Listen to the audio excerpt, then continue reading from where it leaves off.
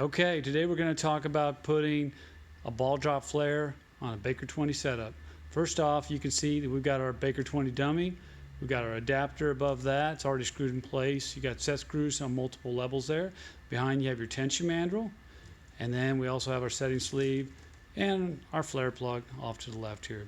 So let's talk about the first thing. Kind of a running debate in the field is the castle, if you will, made for the lock spring. So we're going to show you, after much debate, and we've done some testing, how we feel the best setup is for this setup, if you will.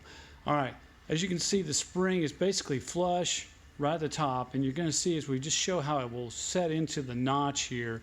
We don't want thread really exposed, we want it flush. And you can see there we're going right in that notch, and then we're going to go ahead and begin to thread in from there. At that point, that's how we'll install the mandrel on these tools. Now that we talked about how the lock spring should go into the notch on the castle, we're going to go ahead and show you, we're going to install our sleeve here on our Baker 20 dummy, if you will. Nothing to that, we're going to go ahead and thread that into position. Okay, now you can see the castle is inside the setting sleeve. As we come down and we go into the notch there, you should be able to get visual affirmation that you're in the castle. Okay, what you don't want to do is you do not want the spring to be up on top of the castle there. We want to see it down inside. Okay, now at this time we're going to go ahead and make it up.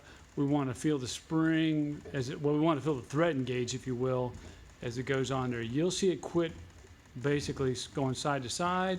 You can tell now the thread's engaged, and we want to see at least 3 or 4 revolutions before we go any farther past that. Now it's definitely engaged. Okay, we want to talk about a couple things in advance. We have our keyway here. It's actually a slot for the set screw, if you will, but we'll call it a keyway. And our set screw. We're going to have that set screw only sitting inside there. So we're going to have to go ahead and pick up our thread and thread on. There's nothing to this. Okay, you can see here we're going to get maybe a couple threads exposed so we know we're in there. And we're going to line that set screw up with that key slot right there and then tighten our set screw. Okay, we're just tightening up our set screw. We want to see that good and snug. We want it very tight there. And once again, as long as you're in line here, which you visually can see, you won't damage these threads. And then we got our gap here. We're going to go ahead and make this up at this time. There are wrench flats up here, and just grab you a wrench and go ahead and start tightening up.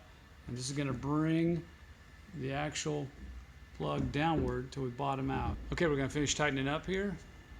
And we're going to bump it up. You can see we're tightening there. We want it snug, not too tight. We're tight here, there's no gap. We're tight here. And then we also want to go through and make sure that our set screws, all 3 are set.